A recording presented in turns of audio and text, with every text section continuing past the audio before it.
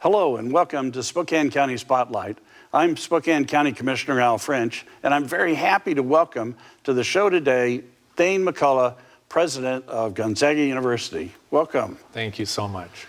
Today we're going to talk about one of my favorite topics, the future of aviation and aerospace development here in Spokane. But before we get started, I want to welcome Dr. Thane McCullough to the show and give you an opportunity to tell us a little bit about your journey and how you got to be in the position you are with Gonzaga University. Well, thank you. It's a pleasure to be here. I really appreciate this, Commissioner. You know, I've been at Gonzaga now continuously 30 years, and actually started my journey even earlier than that as a student.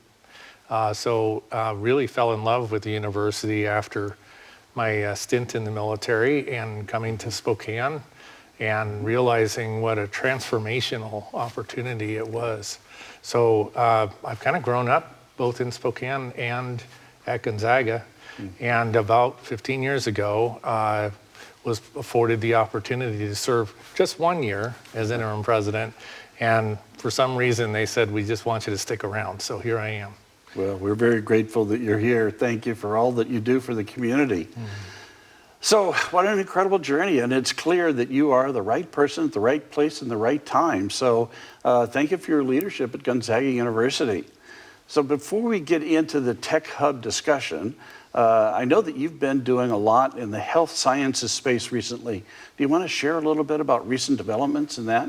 Sure, absolutely. Gonzaga really has a long history in healthcare in the sense that we've had a nursing program at Gonzaga for a long time, over 40 years. And some of that work started with distance delivery of that education through videotapes. So we've been involved with distance delivery for a long time too. But I think most recently our work in partnership with the University of Washington and also to a degree with Washington State University has meant that we've been able to be part of a catalytic kind of energy around health sciences in Spokane. And now with the advent of the Eastern Washington University program in nursing that's located on the peninsula where University of Washington GU Partnership Building is located, we're really, really excited to see the growth and the expansion of opportunity for nursing education and health education more broadly. But at Gonzaga, we've just recently decided to change the name of our School of Nursing and Human Physiology to the School of Health Science, and we're going to be expanding into public health and some other health-related programs as well, where there's just immense need. Yeah, that field is really lacking for professionals in that area and stuff, and so it's a great opportunity not only for the university but also for the community to be able to get those students educated with the degrees and be able to stay here in Spokane and seek employment. So is there anything the medical school or the research front on our viewers should know more about? Well, I know that the University of Washington is looking to try to seek funding to expand their dental program as well. Dentistry is another health profession that has huge needs and where there's immense needs for additional dentistry. But that's one of the areas that we're excited about. We're hoping that some expansion can occur there. We certainly are looking forward to the advent of some new pharmaceutical production here in Spokane, and we're excited to be a part of that too. So a lot of really fun things that are happening and important things too.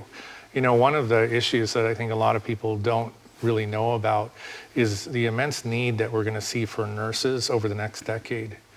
They project that about 1.4 million nurses are needed to address the deficit over this next decade. That's an incredible number of professionals. So we see huge need, and we hope that there's going to be support for medical education and health science related education for a long time to come. Yeah, that whole educational opportunity here in Spokane has just blossomed here in the last several years, and you've been a major part of that growth and stuff. So, but for many of our viewers who are new to the area, can you give us a little bit of a brief overview about Gonzaga University? Yes, I'm very, very grateful and proud to be a part of this community because Gonzaga wouldn't exist without Spokane, and we really see that as a symbiotic relationship. But Gonzaga is actually Spokane's oldest university, oldest college, 137 years we've been here.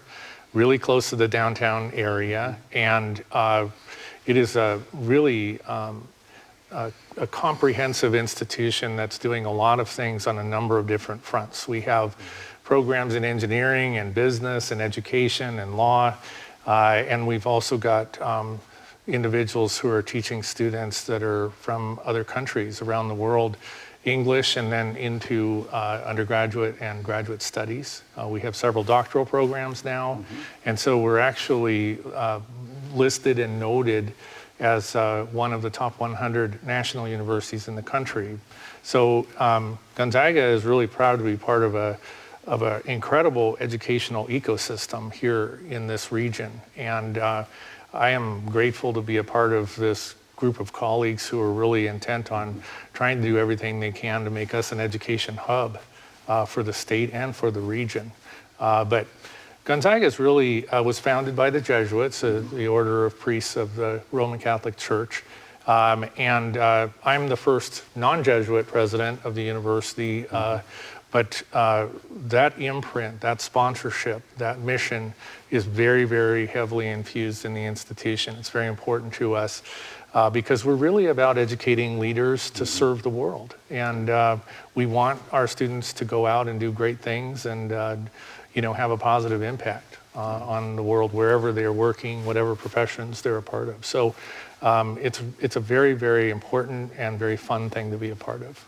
Well, as I mentioned to you before the show started, my daughter graduated from Gonzaga back in 2004 in the business finance curriculum, and she's now chief financial officer for a major company down in southern Idaho. So I refer to her as my retirement plan in action. So thank you for that.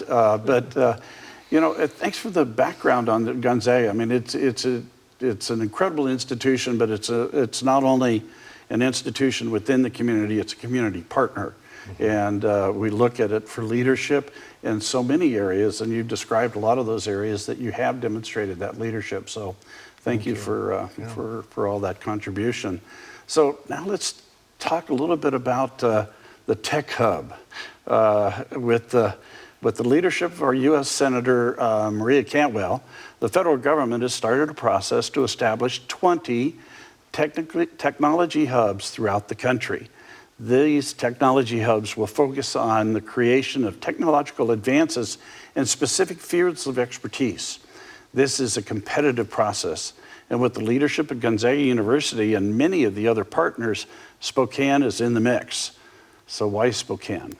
Well, we are already the 5th largest aerospace cluster in the country with over 120 companies and 8,000 employees in the industry. So led by Gonzaga University, in partnership with Lakeside Companies, a consortium of nearly 50 partners, has filed applications to create the American Aerospace Materials Manufacturing Center in the West Plains. This tech hub designation further establishes Spokane County as a world-class aviation workforce ready to meet the needs of the aerospace and manufacturing sector. So we get a great consortium here locally of aerospace companies. So who are some of the industry partners? You got some incredible partners here. Yeah, it's a very impressive list, and I'm very grateful for all of the support that we've received.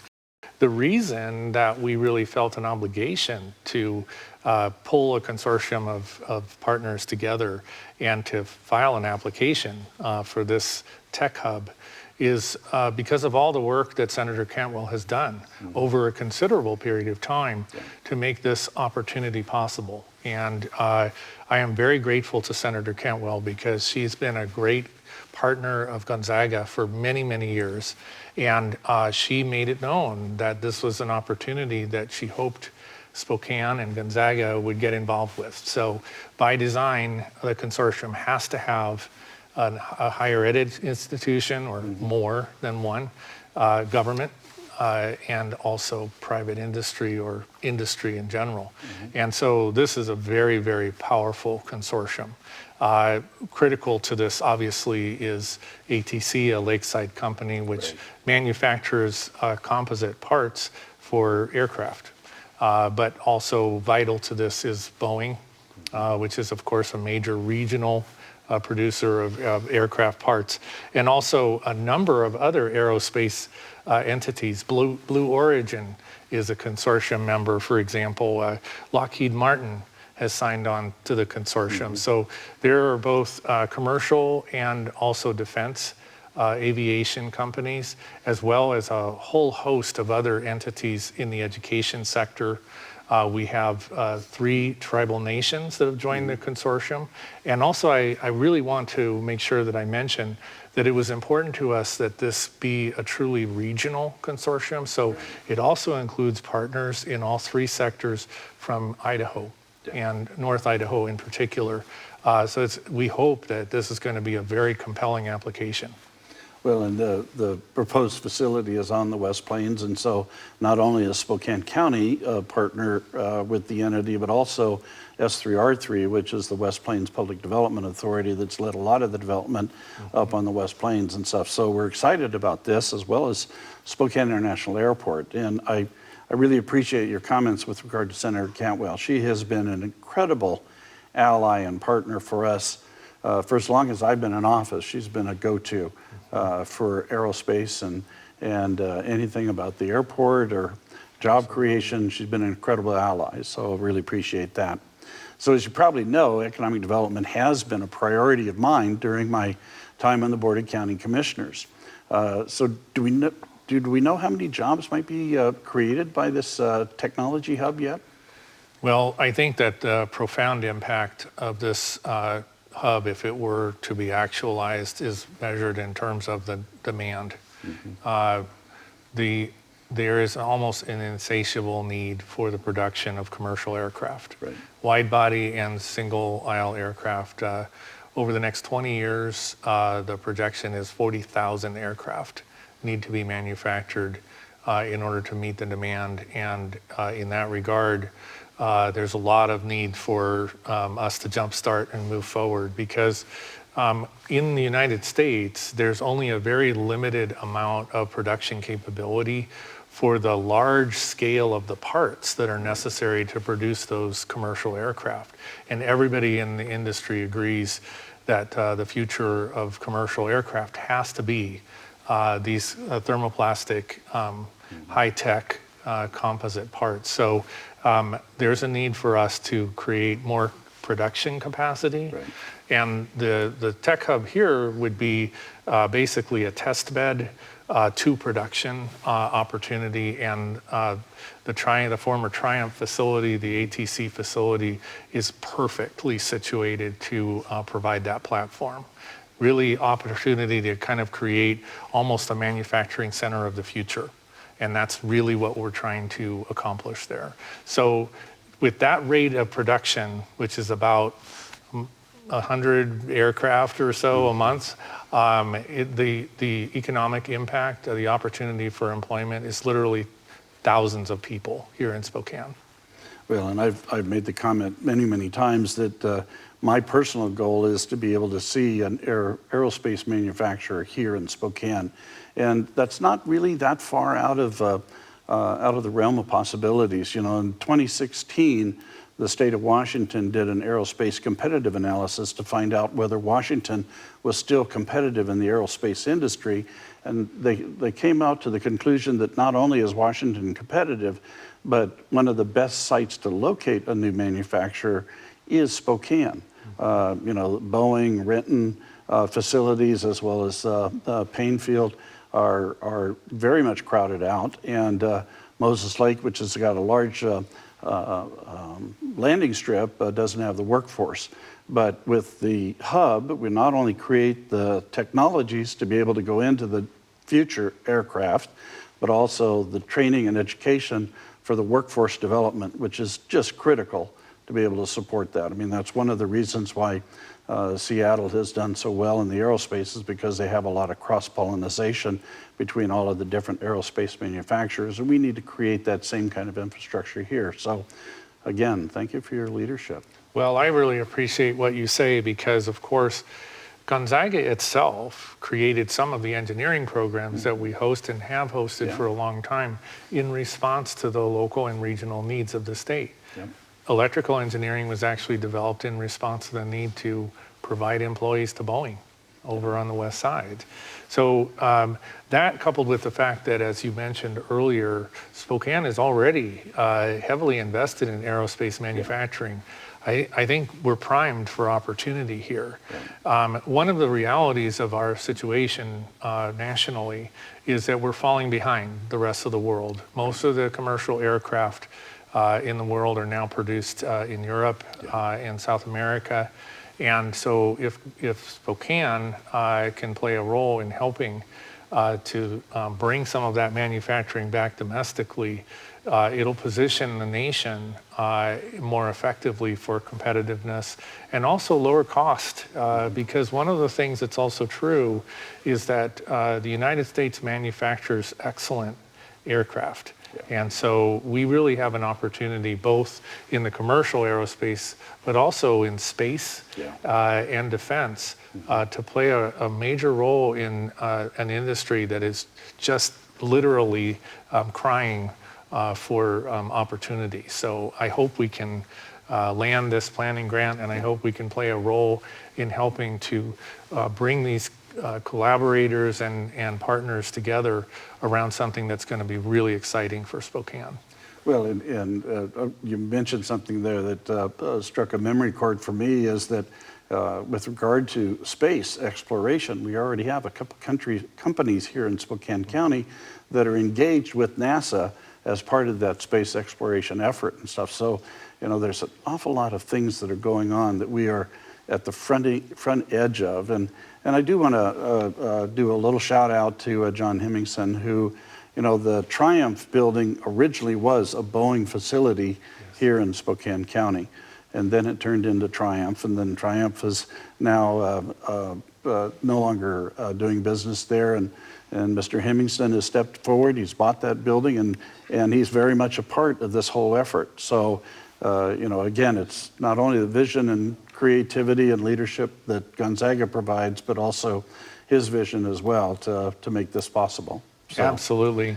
Mr. Hemmingson is a longtime resident of Spokane and resident also of North Idaho, and somebody who has companies in both of our regional areas. He's also been a tremendous supporter, and he's a good friend. And so without the former Triumph facility, which he acquired, which is a ready-made manufacturing environment, as you say, it was tooled to be capable of producing airplane parts for Boeing. We really wouldn't have a chance, I think, at this tech hub application. But the great thing about this is that facility could do any number of different things. It could really serve many, many needs. But he sees the opportunity that this could create, not only for his companies and his endeavors, but for the region. And he's been very focused on ways that through the endeavors of which he's a part, he can help bring economic development to the region. So I am grateful that you called him out, and I'm grateful to him too. Yeah. Well, and the Spokane region has never been shy about leaning over the top of our skis to advance, and whether it's the medical school that you clearly are part of that leadership, or now the aerospace sector, or a number of other sectors. I mean, we are at the leading edge of so many industries, and it's exciting to see that kind of stuff happen here in the community.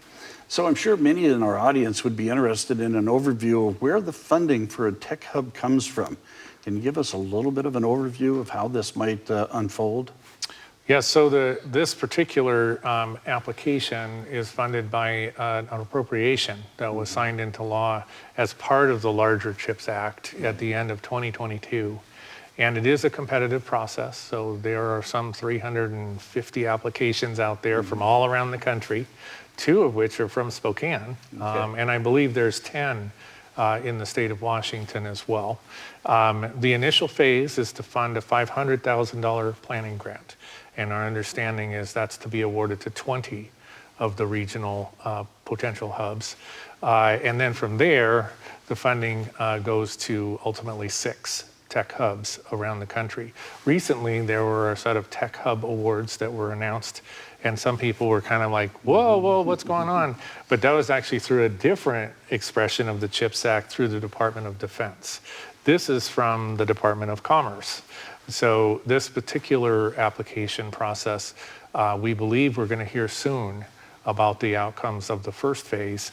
And if we're successful, Gonzaga has committed funding to match the federal grant amount to help facilitate the next phase of the process, which is planning for the real deal, the opportunity to really vie for one of these very large grants, which we understand would probably be somewhere in the neighborhood of $70, $85 million. So now that the application is in and all the letters of support have been submitted, it's now being reviewed and evaluated. Have you heard anything yet? I would imagine they're pretty tight-lipped, but They are, yeah. Spokane is the little community that could. Anyway, what have you heard? Well, what we know is that our senators, our representative, have all supported this application. They've done so publicly. We understand that to a certain degree, this probably has a political dimension to it in terms of these kinds of processes. Yeah. But we understand that the Department of Commerce is really probably also trying to evaluate where's the maximum impact for the investment. And that's where, I would imagine there's a whole range of different applications, very, very small to quite significant. Yeah. We really haven't heard directly anything from them yet. We know that it's been received. And different people suggest that maybe we're closer than farther away from hearing.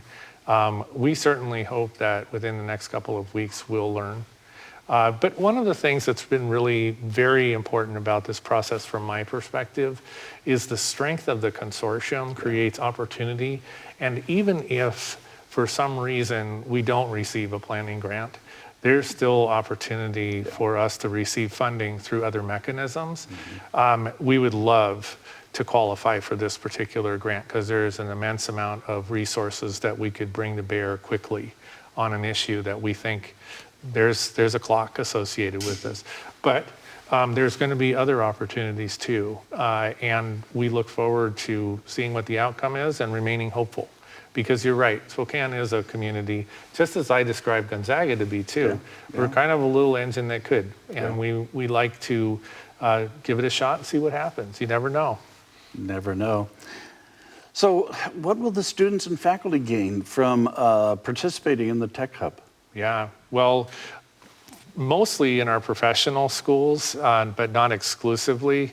Our hope is that we can have faculty involved with some of the research that will be brought to bear in developing experimental environments and testing. And then also students will have opportunities for involvement with some of those same projects, as well as opportunities ultimately, hopefully, to stay right here in Spokane and take jobs as part of the enterprise. So we really see this as very directly related out of the School of Engineering, School of Business, even the School of Law.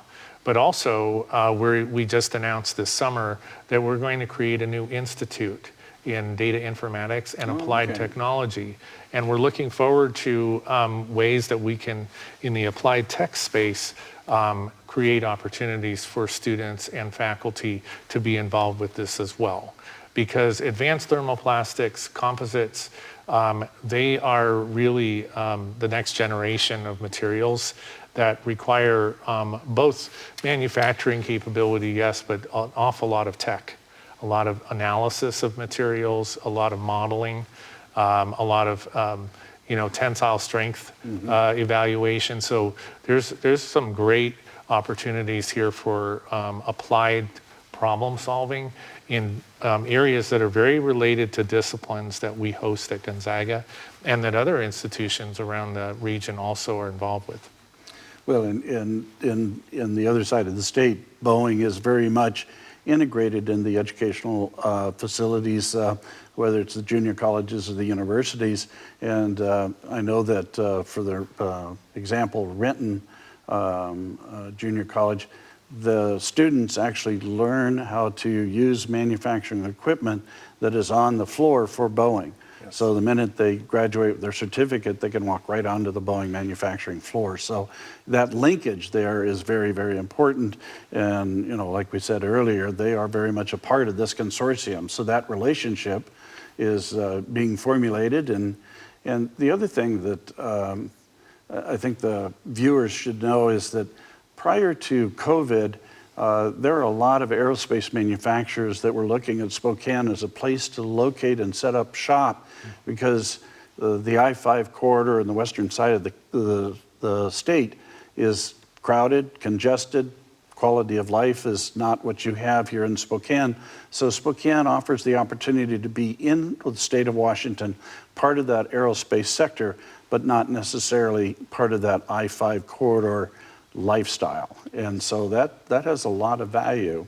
So you probably get this question a lot, but we can get a preview of Gonzaga basketball for all the Zag fans out there. I always say, especially at this time of year, it is going to be a great season. Yeah. We have some, Mark and the team and the colleagues, and also for the women, Lisa too, they've set up some great contests this year.